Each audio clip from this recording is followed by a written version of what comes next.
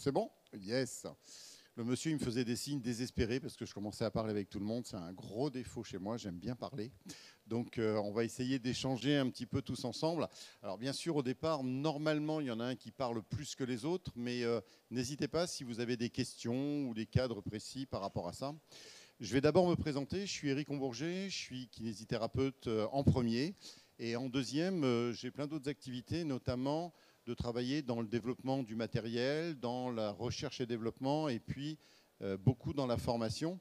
Et je rencontre beaucoup de confrères qui ont toujours cette problématique de se dire un petit peu comment je vais évoluer dans mon métier, comment va être mon métier futur. On a eu quelques moments difficiles il y a quelques temps parce qu'on n'a pas eu de revalorisation, ou en tout cas elle a été repoussée. Dans mon esprit, je ne suis pas sûr que la revalorisation soit vraiment l'avenir de notre métier, même s'il la faut. C'est peut-être plutôt à notre niveau que l'on doit posséder les choses et essayer de développer les différentes choses. Alors, pour étayer ça en premier, je me base souvent sur la définition de l'OMS qui, en résumé, dit que la bonne santé, le bien-être au quotidien, la vie au quotidien, c'est pas d'avoir un complet état physique et non thérapeutique, c'est plutôt de vivre bien. Et c'est ça qui va être important dans notre quotidien. Alors, si je reprends un peu l'historique, parce que malheureusement pour moi, je suis un vieux de la vieille maintenant, et ça fait quand même quelques temps que je travaille sur le marché, il y a eu plein de débats qu'on a eu à ce niveau-là. Est-ce que, par exemple, si je travaille sans mes mains, je suis encore kiné ? C'est des débats qu'on a eus pendant des dizaines d'années avec des générations de plus en plus différentes. Et chacun y va de son bout de gras sur ça. Et j'essaierai de l'aborder un petit peu pendant cette conférence. Il y a un autre débat qui est intéressant, c'est est-ce que l'usage des technologies ou des techniques menace notre compétence ou notre aura de professionnel ? Vous verrez que tout à l'heure, je fais un peu un pied de nez par rapport à ça, mais je ne suis pas sûr que ça menace. Je voudrais savoir dans la salle, juste pour un préambule comme ça, je suis un peu provocateur, donc n'hésitez pas si vous voulez réagir, ça me va bien. Mais qui a un tiens, le monsieur là déjà, qui a un téléphone? Qui est venu de loin? Relevez la main. Oui, bien joué. Qui est venu avec son GPS? Pourquoi on n'utiliserait pas les technologies en kiné? Pardon. Et donc, du coup, ça me paraît tellement logique qu'à un moment donné, on ait besoin d'outils pour aller plus loin dans le domaine du soin à offrir à nos patients. Et puis, après, il y a cette notion de HN. Alors, j'ai une question tout de suite. Est-ce que le HN, c'est un état du praticien? Qui dirait oui? Levez la main. Est-ce que c'est un état juridique? Qui dirait oui? Levez la main. Il n'y en a qu'un qui a raison. Deux. Merci madame, j'ai eu tout doucement. Mais en fait, vous avez tous raison. C'est un état juridique. Nomenclature, hors nomenclature. Enfin, je veux dire, quand on est kiné, ce n'est pas marqué quelque part sur nous, nomenclature ou hors nomenclature. Donc, du coup, c'est un état juridique. Par contre, dans cet état juridique, il y a beaucoup de choses qu'on peut faire, même en restant dans le domaine de la convention. On n'est pas obligé d'être hors conventionné par rapport à ça. Et on va essayer de l'aborder un petit peu. Alors, en 45 minutes, on ne va pas aller loin. Comme je parle beaucoup, il va falloir que je me restreigne. Mais si vous avez envie, on pourra en reparler par rapport à ce domaine-là. Et dans la salle, regardez bien les gens qui sont autour de vous. Vous avez beaucoup d'intervenants, formateurs, consultants, développeurs d'activités, qui font déjà ce domaine-là et qui nous conseillent sur le terrain, comme je le fais moi des fois pour des structures ou des centres. Il ne faut pas hésiter à aller voir ces personnes pour vous renseigner et savoir comment on peut le mettre en place sans se dénaturer soi-même par rapport à ça. Alors, on vient déjà d'évoquer un petit peu cette notion de questionner nos pratiques. Il y a aussi cette notion des nouveaux enjeux et surtout de notre identité. Moi, je pense qu'en tant que thérapeute, je n'ai absolument pas envie de perdre mon identité de thérapeute. Mais mon identité de thérapeute, c'est moi, c'est ma personne, c'est ma façon de voir les choses par rapport à ça que je veux proposer à ma patientèle ou à ma clientèle. Mais le marché nous pousse souvent à essayer d'aller plus loin pour des raisons financières, pour des raisons économiques et aussi pour des raisons de demande de notre clientèle. Donc, on va essayer d'aborder un petit peu ça. Et il y a un domaine où je l'aborde un peu tout de suite, ça aurait pu venir un peu plus tard, c'est cette notion de kinésithérapeute et chef d'entreprise. Qui travaille seul dans son cabinet? Levez la main bien haut. Vous savez que vous êtes 2 à chaque fois dans vos cabinets.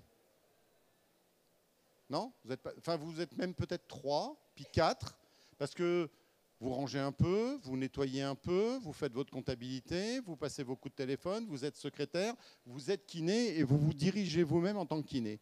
Souvent, ce qui manque, c'est la capacité de se diriger soi-même en tant que kiné et de faire le premier pas. Qui a des enfants? Le côté bras qui marche bien, ça marche bien quand même. Hein. Donc, il y en a qui ont des enfants, ils ont marché un jour, je le souhaite. Hein. Donc, le premier pas, c'est je vais attendre que quelque chose me pousse derrière, ou le premier pas, c'est le gamin qui se dit quand même, j'ai envie de le faire, parce qu'il se casse un peu la figure. Mais tout compte fait, il se relève et il refait le premier pas. En fait, souvent, on a un peu peur de ce premier pas.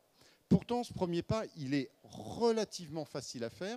Il faut juste accepter d'aller un tout petit peu plus loin dans l'offre qu'on va mettre en place ou dans quelque chose qui nous correspond. Alors, si je regarde bien, une des choses importantes, c'est que notre profession manuelle, elle a besoin maintenant d'avoir une vision globale. J'ai des grosses mains, je vous assure que je les utilise. Mais je les utilise parfois en mettant quelque chose dedans. Je les utilise parfois après avoir fait un traitement avec autre chose à la personne. Et je les utilise parfois avant un traitement, mais je permets à la personne de récupérer de mon traitement qui a été peut-être plus intense que d'habitude, parce que des outils technologiques et des savoir-faire nous permettent d'aller un peu plus loin. L'autre chose qui est importante aussi, c'est qu'aujourd'hui, on ne peut pas mésestimer la volonté de nos clients et de nos patientes. Vous êtes, j'allais dire on, mais je ne peux pas m'y mettre. À mon âge, je ne peux plus m'y mettre. Vous êtes des générations de réseaux.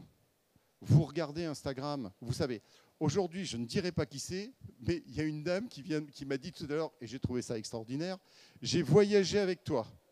Ça fait longtemps qu'une femme n'avait pas dit ça spontanément.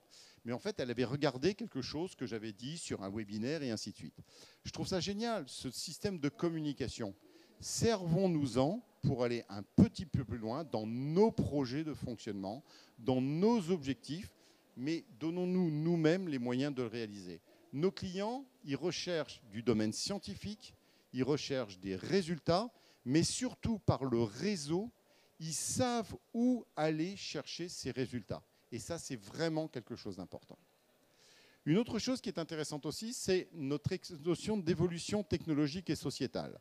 Alors, si on regarde bien, en fait, historiquement, le kinésithérapeute, c'était la main. On a été reconnu comme ça. Si quelqu'un allait chez le kiné et que le kiné ne le touchait pas, même sans savoir ce qu'il avait, ce n'était pas un bon kiné.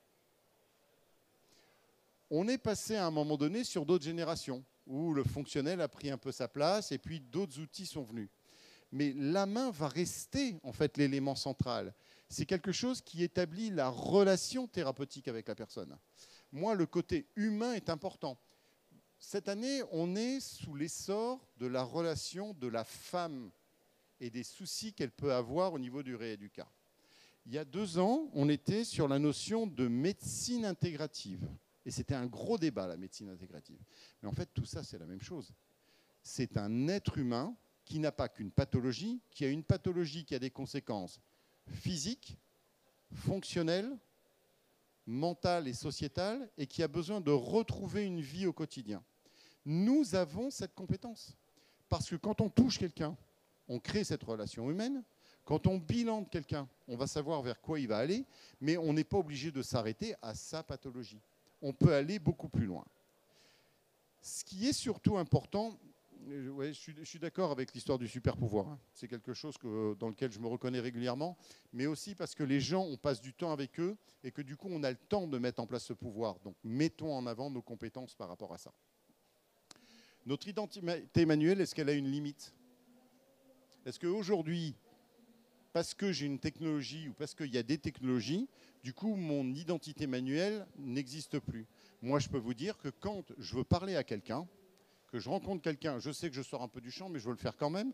Quand je veux parler à quelqu'un et que je veux que la personne écoute, je lui mets la main sur l'épaule. Et cette personne, elle m'écoute.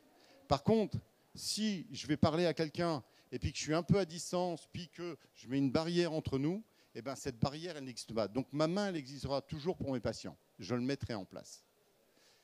Derrière ça, en fait, notre haute identité, même si on ne parle toujours pas de technologie, c'est quoi? On a une main, on a un corps qui nous permet de bouger, et au-dessus de nos épaules, on a quelque chose qui doit nous servir. On a notre tête. Notre tête, c'est celle qui va bilanter, qui va permettre à la personne de comprendre l'objectif de soin, qui va conseiller, qui va renforcer, qui va éduquer, qui va former. Enfin, je pourrais rester 1 heure en vous disant des mots par rapport à ça. L'idée, c'est simplement de se dire qu'aujourd'hui, ce qui fait de vous un kinésithérapeute, ce n'est pas de masser avec vos mains, c'est de masser avec vos mains quand vous en avez besoin, mais que votre tête soit là pour créer le besoin et de répondre à la demande de la personne par rapport à ça. Mais alors du coup, la technologie, qui pense, tiens, dans la salle aujourd'hui, qui pense que la technologie peut être une menace? Voilà, ça m'intéresse. Dernière fois où je l'ai faite, j'avais des gens qui levaient la main en disant « bah oui, la technologie, ça bloque un peu ». Ça prouve bien... Monsieur, c'est une menace? Pardon? Alors, on peut lui donner le micro, monsieur? C'est gentil, madame. Monsieur vient de dire la technologie peut être une menace. Pourquoi? C'est une bonne question.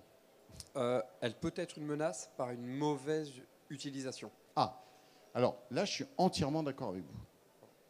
J'ai entendu, et je vais aborder ce sujet brièvement, j'ai entendu des gens dire certaines technologies, ça fait mal. Je vais vous montrer quelque chose. Je prends cette zapette, on va imaginer que c'est le nouveau laser à la mode qui travaille tous les tissus. Je le mets là et je lui dis fais-leur mal. Allez, dépêche-toi, fais mal. Ça ne marche pas. Par contre, si je le prends et que je lui jette dessus, oui, il va avoir mal. Pourquoi? Parce qu'en fait, ça va dépendre aussi de ce qu'on va en mettre en place. Donc, je suis entièrement d'accord avec vous sur ça. Par contre, la technologie, moi, je me souviens, il y a quelques années en arrière, quand j'étais au temps des cow-boys, l'opération, c'était un couteau chauffé au fer blanc, une bouteille de whisky, le bâton dans la bouche, et je désinfectais avec ma bouteille de whisky. Je vous ai dit que j'étais vieux. Mais par contre, aujourd'hui, l'opération, c'est dans cette salle-là. C'est un petit peu ce que j'ai fait tout à l'heure.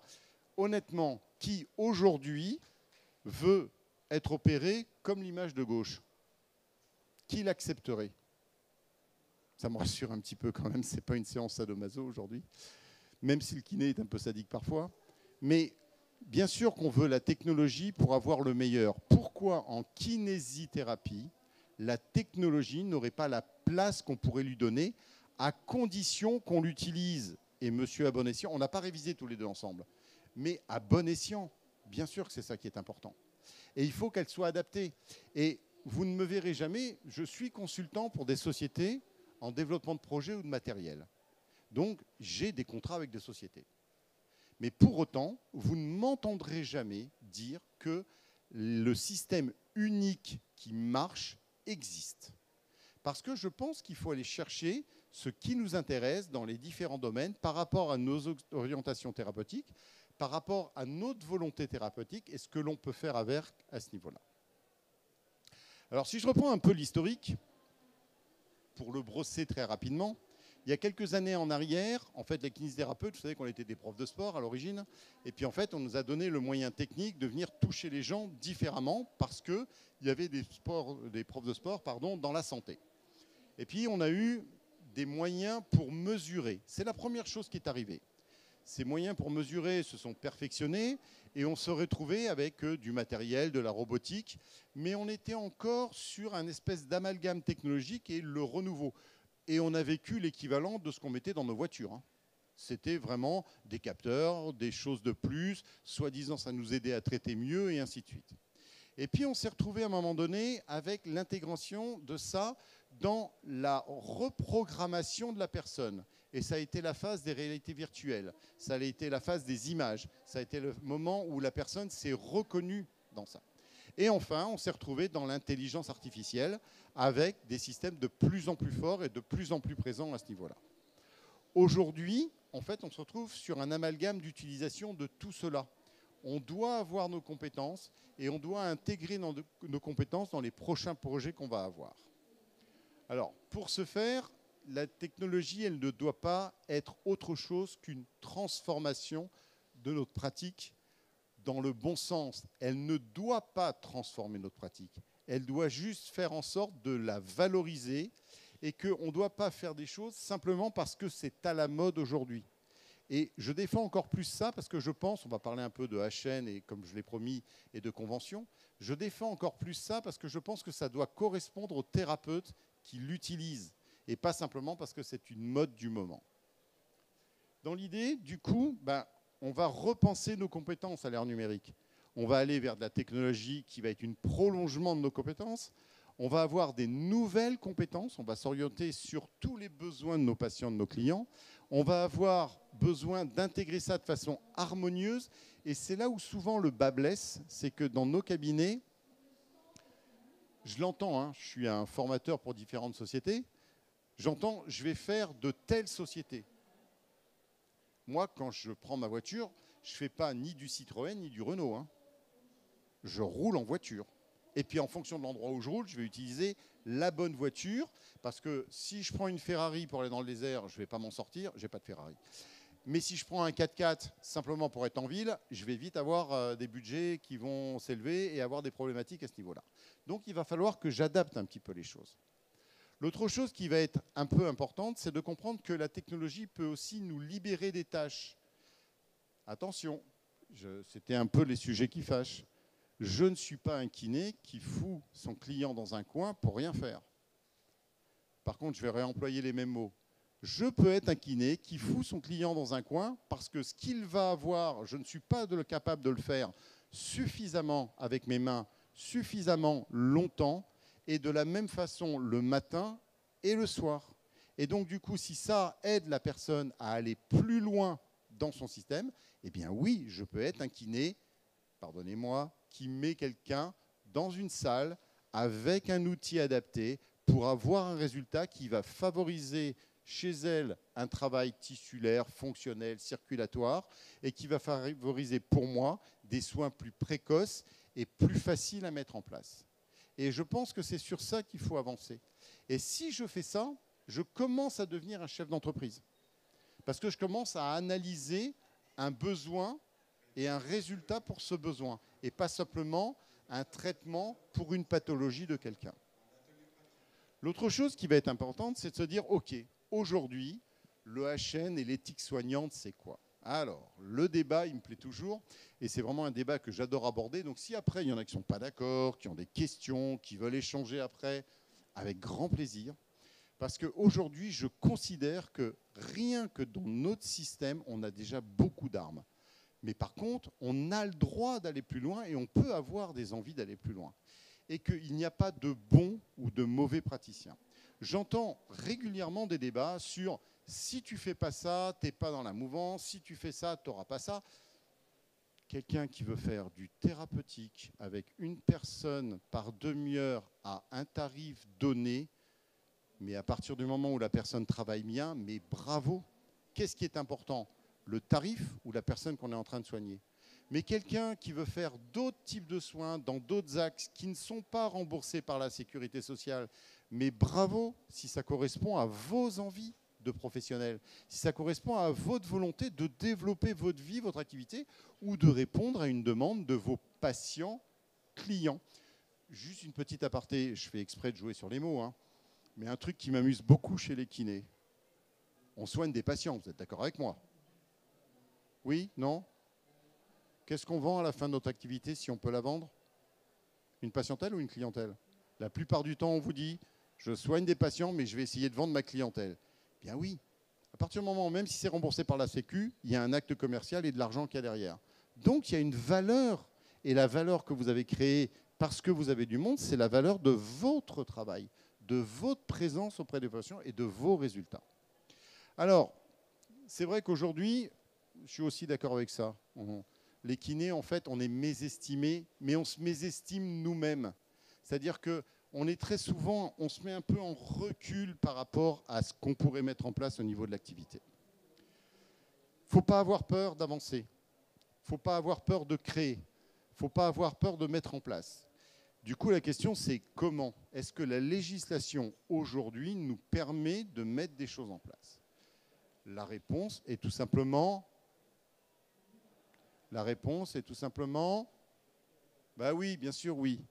Parce qu'en fait, dans notre législation, si je reprends un petit peu ce qui existe aujourd'hui, conventionné, déconventionné. Alors, il y a beaucoup de gens qui disent « je suis conventionné, je peux être conventionné et déconventionné ». Est-ce que c'est vrai?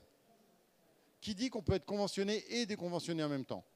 Attends, mais j'ai une assemblée d'élite aujourd'hui. Bien sûr que non. C'est un état de personne. Même si je travaille dans un autre endroit, je ne peux pas être déconventionné si j'ai signé la convention. Par le fait d'avoir signé la convention, je suis sous les statuts de cette convention, même pour les autres actes. Par contre, est-ce que j'ai le droit de faire d'autres actes? Bien sûr que j'ai le droit de faire d'autres actes. Et ces autres actes vont s'appeler, ce sont des actes hors convention. Ça veut dire, non pas déconventionnés, ce sont des actes hors de la signature de la convention. Est-ce que ces actes-là, hors de la signature de la convention, quand ce sont des soins qui appartiennent à mon décret de compétence, ça rentre dans mes honoraires ou dans autre chose, autre argent gagné? Qui dit que ça rentre dans les honoraires directs? Qui dit que ça rentre dans d'autres argents gagnés qui seraient assujettis à la TVA? Eh bien non, ça rentre dans nos honoraires. La seule distinction, c'est que ce sont ces autres honoraires. C'est-à-dire que les URSSAF qu'on va payer dessus seront différents que les honoraires de base qui sont dans la convention. Et c'est fait directement, on n'a même pas besoin de le calculer. Vous avez un SNIR, vous gagnez 10 000 sur votre SNIR. En tout, vous avez gagné 15 000, mais qui sont déclarés dans les honoraires. Et bien, les 5 000 suivants, ils seront taxés différemment au niveau des URSSAF parce qu'en plus, avec maintenant l'informatique et tout ça, ils se mettent en réseau. Il n'y a aucun souci par rapport à ça. L'autre chose qui va être importante, c'est que du coup, les soins hors convention, ce ne sont pas des soins illégaux. Ils vont appartenir à notre décret d'acte. Ce qui veut dire qu'aujourd'hui, souvent, il y a des gens qui disent « ouais, moi, je suis dans la nomenclature, la convention », avant de dire « je suis kiné ».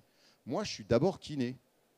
Si demain, la sécurité sociale périclite, et on est mal quand même dans plein de choses, eh ben, je serai encore kiné. Donc, je suis d'abord kiné, j'ai un décret d'acte, un champ de compétences, une déontologie. Ensuite de ça, je peux décider dans ce cadre-là d'être conventionné ou non conventionné, ou déconventionné. Mais quand je suis conventionné, ben, je peux travailler avec certains thèmes qui vont être du massage parce que j'ai mal au dos et que j'ai une prescription de médecin thérapeutique, du massage parce que j'ai envie d'aller voir mon kiné qui m'avait bien massé à l'époque où j'avais mal au dos, autre honoraire, mais ça fait partie de mon champ de compétences. Est-ce que sur ça, il y en a qui ne sont pas d'accord ou qui pensent que ce n'est pas ça ou qui auraient envie de faire une remarque? Vous êtes vraiment des élites aujourd'hui. Du coup, la notion de nomenclature ou hors nomenclature, c'est ce qui est inscrit d'un côté et ce qui n'est pas inscrit de l'autre côté. C'est pour ça que je vous dis que ça n'est que du juridique, ce n'est pas un état de la personne. Et développer du nomenclature, très bien, et en plus ça fait partie de notre mission de praticien. Par contre, développer du hors nomenclature, ben pourquoi pas, très bien aussi. Si je n'ai pas envie de le faire, je ne le fais pas. Si j'ai envie de le faire, donnons-nous les moyens de le faire. Mais je viens de dire une phrase importante, c'est donnons-nous les moyens de le faire. Je vais vous donner un petit exemple. Après, on va y revenir un peu sur le côté diplôme d'État, DE, dépassement, si vous voulez, où on peut aller plus loin, en tout cas, sur ce qu'on fait. Mais nos actes ne sont jamais définis par la nomenclature.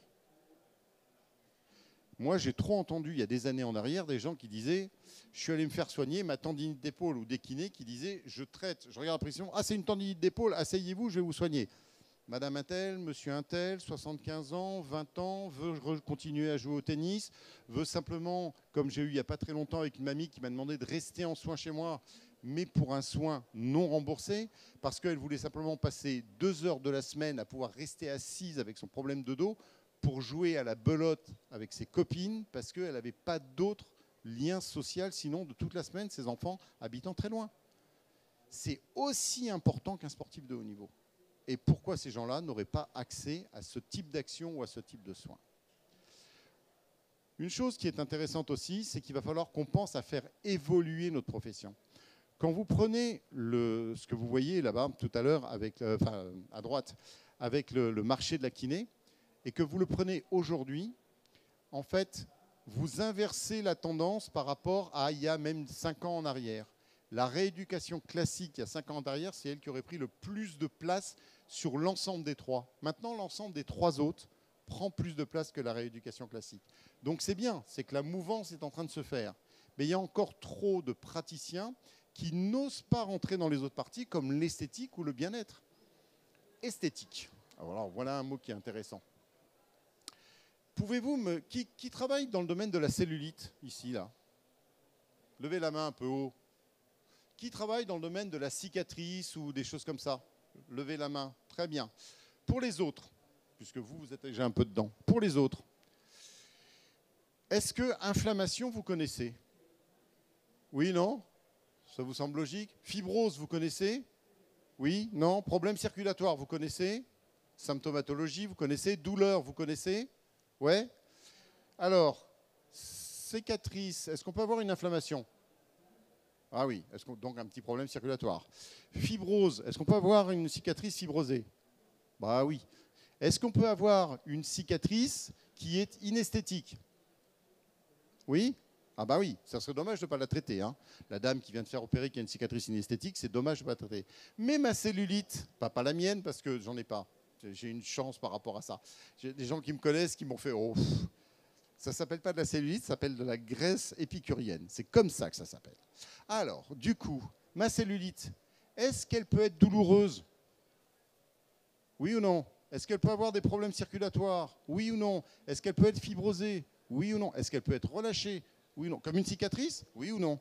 Et oui, bien sûr, c'est un état tissulaire. On est déjà tous capables de le faire. Il suffit juste de le mettre en place dans son activité. À partir de là, où est-ce qu'on va placer notre frontière entre la partie de développement et la partie de non-développement de notre activité? J'ai fait exprès de mettre une slide qui est imbuvable. Sincèrement, c'est une slide, c'est écrit petit. Vous avez vu, toutes les autres slides, c'est écrit en gros et tout. Pourquoi j'ai fait ça? En fait, la seule chose importante, tout est louable. Tout est bien. Qui travaille, comme je disais, une demi-heure avec une personne à X euros, très bien, si c'est pour faire un bon soin. Qui veut travailler avec d'autres personnes pour d'autres euros qui font partie de nos autres honoraires en développant un projet de soin, très bien. Par contre, si c'est pour dire je colle quelqu'un dans un coin, non, il faut que la personne se reconnaisse dans son projet de soin. Et c'est là où nous, on a des compétences parce qu'on sait déjà faire des bilans. Par contre, une des choses importantes à faire, quand on veut faire, par exemple, du hors nomenclature ou développer ce type d'activité, je vais vous donner un petit conseil que je fais depuis pratiquement 30 ans. Et je vous assure que depuis 30 ans, je le fais. Tous les mercredis, comme les pompiers avant, quand les sirènes sonnaient là, tous les premiers mercredis de chaque mois, de 14 à 15 heures, je n'ai aucun patient. La seule urgence que je prends, c'est les bébés en urgence respiratoire. Tous les autres, il n'y a aucune urgence.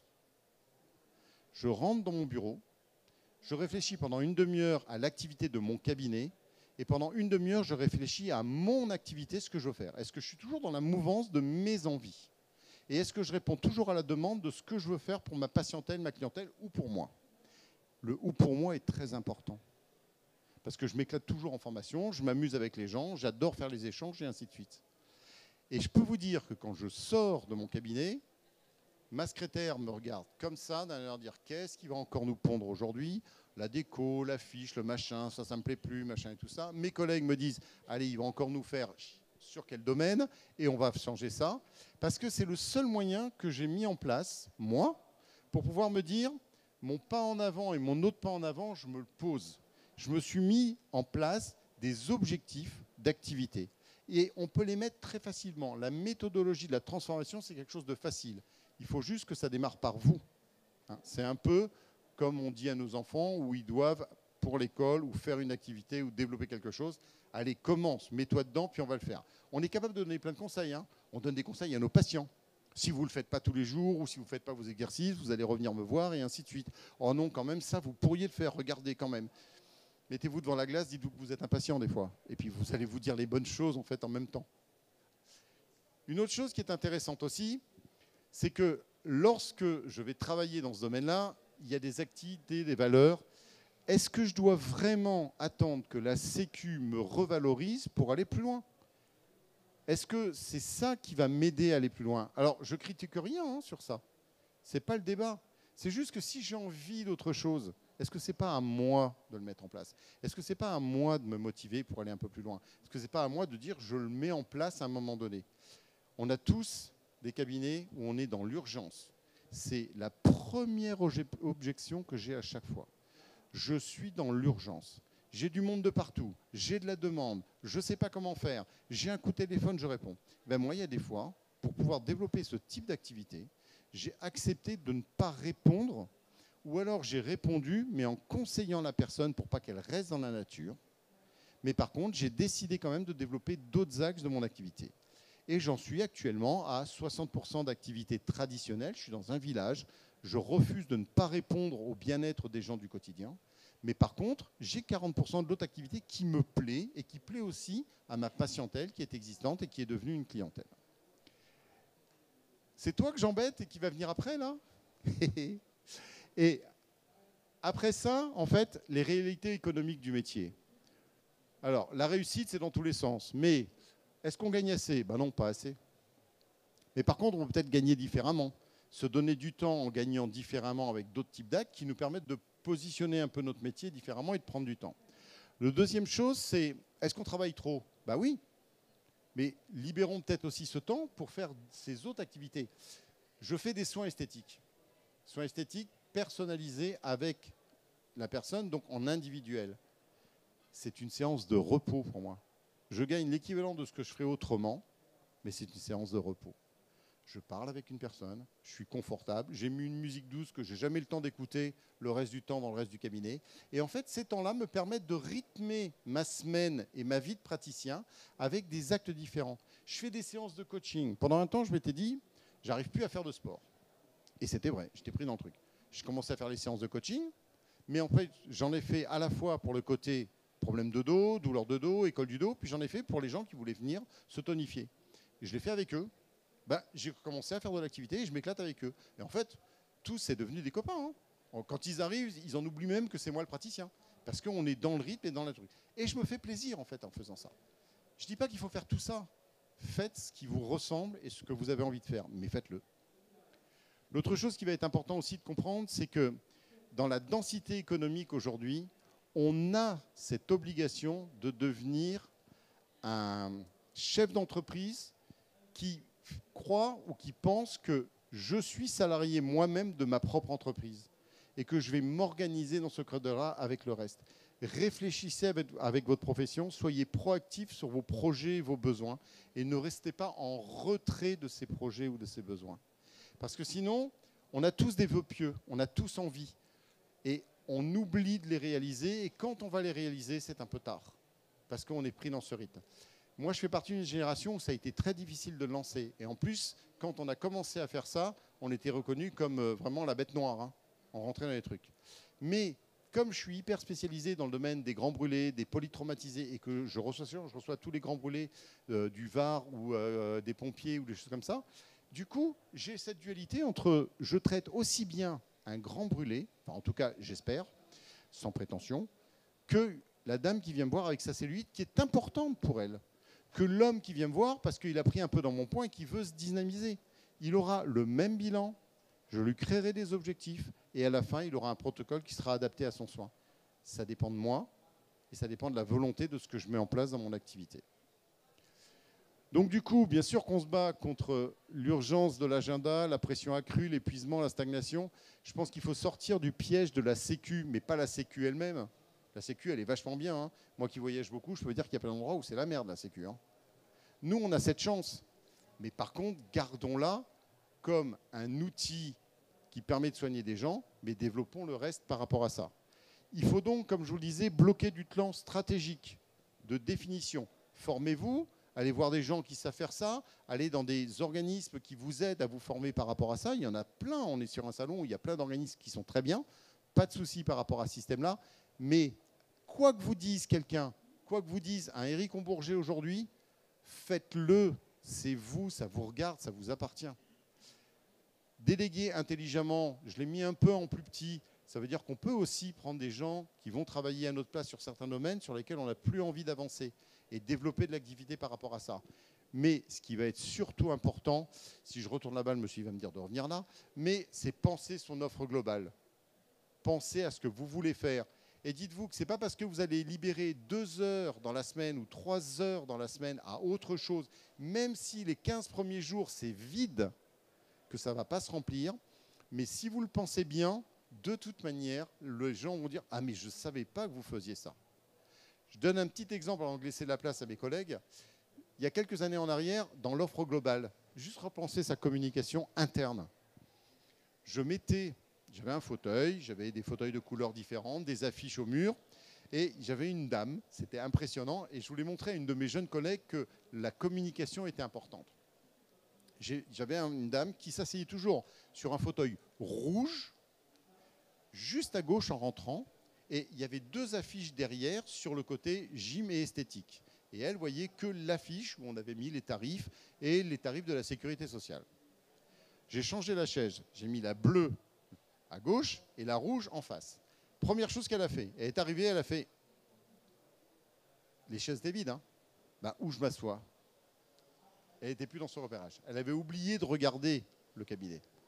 Donc je dis, bah, regardez, votre chaise elle est là-bas, on l'a juste déplacée, c'est la femme de ménage qui n'a pas fait le truc. Elle va s'asseoir sur le truc, elle fait ça, elle nous dit, ah mais vous faites de l'esthétique ici, ça fait 10 ans qu'elle vient. Qu'est-ce qui manquait? Réellement, je vous pose la question, qu'est-ce qui manquait? Pardon? Le renouvellement, mais surtout une chose, notre communication, à cette époque-là, elle était pourrie. Elle était complètement pourrie. Parce que mon affiche était là, tout était là, et en regardant l'affiche, elle avait compris que je faisais de l'esthétique. Ça faisait 10 ans qu'elle vient, elle nous a dit « Ah ben je ne savais pas que vous en faisiez, tiens, ça peut m'intéresser parce que j'ai un ventre qui se relâche. » 10 ans avant d'obtenir ce résultat. Juste changer une chaise de place. Des fois, avec peu de choses, on arrive à faire un grand pas en avant dans des domaines qui sont intéressants. Je vais juste passer sur ça, on va aller un petit peu plus vite, mais ne perdez pas vos valeurs personnelles et humaines, parce que c'est ce qui fera votre place dans votre profession. Mais allez sur des spécialisations, allez chercher des partenaires, allez chercher l'information pour pouvoir avoir la bonne démarche. Mais avant ça, demain, vous viendriez me voir, ou il y a un collègue qui est là qui fait ça aussi, vous iriez le voir pour développer votre projet.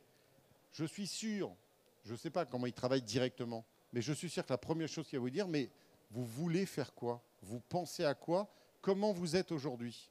Ben, si déjà vous vous posez cette question, c'est très facile après de vous emmener plus loin. D'accord? Et enfin, sur la conclusion, je vous rappelle juste que jusqu'en 2000, prédominance des techniques manuelles, puis d'un seul coup, ça a changé. Prédominance du fonctionnel à partir de 2000-2020.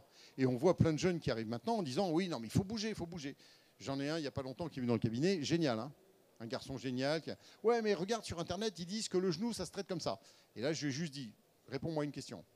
Le genou de Madame Trucmuche, 85 ans, et le genou de Monsieur Bidule, 25 ans, qui a fait ça au ski. Tu le traites pareil? Ah oui, mais non, le fonctionne. Je dis peut-être que l'autre, elle a besoin aussi de massage. Par contre, lui, peut-être moins. Il n'en a peut-être pas besoin sur ça. Le fonctionnel va être très important. En fait, il faut essayer d'avoir une mixité entre tout ça et de créer une synergie pour que, en fait, on soit un expert de soins en analyse et que ma main, ma technologie, mon savoir-faire, mes conseils, ma posture soient des outils de réalisation du soin. Mais l'expert, ça doit rester moi à ce niveau-là. Et ça doit rester vous dans ce cadre-là. Et enfin, je donne un peu des choses, mais ne subissons pas les transformations. Le kinésithérapeute de demain, c'est un businessman, mais pas un businessman n'importe comment. C'est quelqu'un qui est un professionnel accompli, qui décide de développer de l'activité. Et puis, n'hésitez pas à vous former, c'est quand même quelque chose d'intéressant. L'avenir, réellement, il nous appartient, même dans le contexte actuel.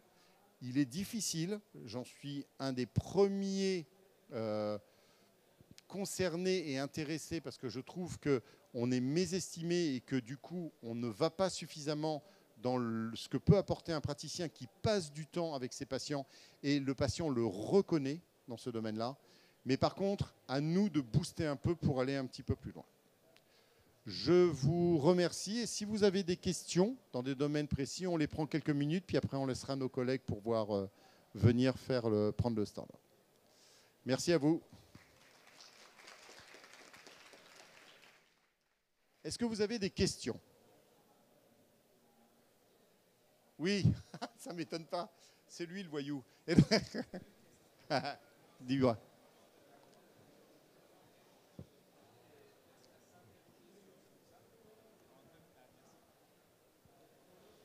Oui, je disais, tu as vraiment raison d'amener la réflexion sur tout ça. En 2002 à aujourd'hui, l'inflation, c'est 48%. L'augmentation des revenus des kinés, c'est 8%.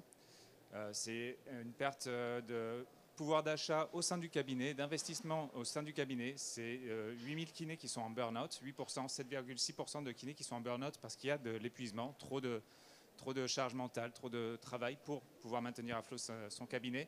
Et effectivement, l'une des questions à se poser au tout début, c'est où est-ce que j'ai envie d'amener ma pratique?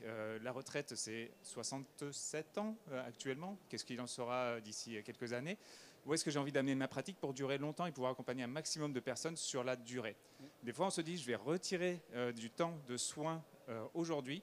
Mais en fait, en réfléchissant à toute cette organisation de où est-ce que je vais amener mon activité pour aider un maximum de personnes, que ce soit en conventionné ou en hors convention, qu'est-ce qu'il faudrait que je mette en place pour pouvoir durer à 67 ans et continuer à m'éclater dans ce que je fais aujourd'hui, comme toi, tu as pu le mettre en place. Et je trouve que c'est très inspirant ce que tu as dit aujourd'hui. Et l'importance de la communication, les affiches, c'est quelque chose qui fonctionne, en particulier quand on les met face au kinésithérapeute pour lui rappeler qu'il faut qu'il parle de ça. C'est quelque chose que j'utilise beaucoup. Bah, merci beaucoup et c'est un peu ce que je pense de toute manière. Et puis de toute manière, je reste persuadé qu'on est des vecteurs d'activité, qu'on est des vecteurs de soins de demain et qu'on a les compétences pour ça. Donc si vous êtes intéressé, on est sur le salon, on peut en parler. Et de toute manière, la seule chose que je vous dis, si vous avez des envies, faites-le, mettez-le en place, avancez. Ça sera, on ne va pas perdre pied dans notre activité si on lance quelque chose, mais à force de se renseigner, on va voir qu'il y a de plus en plus de choses intéressantes. Bon, je leur laisse la salle parce que j'ai pris du temps. Merci beaucoup. Merci à vous. Là, je suis chez LPG aujourd'hui. LPG. Je vais rester sur LPG aujourd'hui. Ok, ça va.